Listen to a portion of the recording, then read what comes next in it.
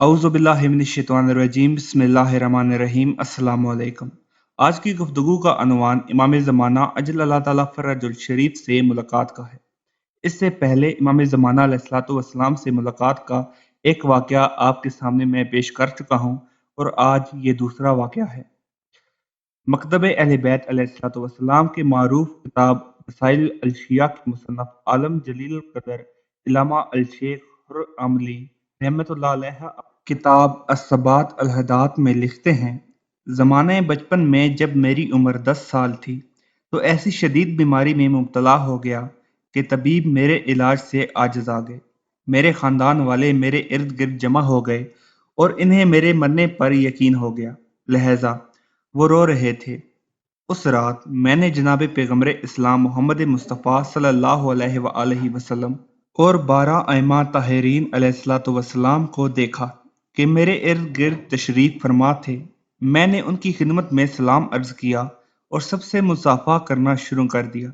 थोड़ी सी जनाब अबू अब्दुल्ला इमाम जाफ़र सादिक़ अलैहिस्सलाम से बात भी हुई, लेकिन मुझे सही तरह से याद नहीं है, लेकिन ये बात याद है कि उन्होंने मेरे हक़ में दुआ फरमाई थी।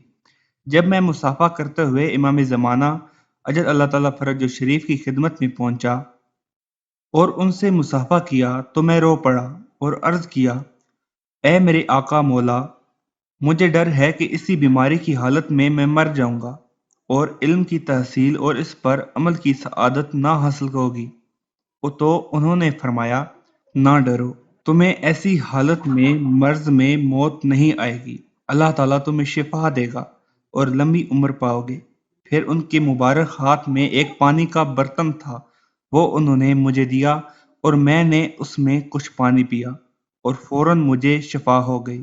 वो बीमारी मुकम्मल तौर पर ख़त्म हो गई। मेरे रिश्तेदार और ख़ानदान वाले हैरान रह गए। फिर कुछ दिनों के बाद मैंने इन्हें इस वाक़या से आगाह किया।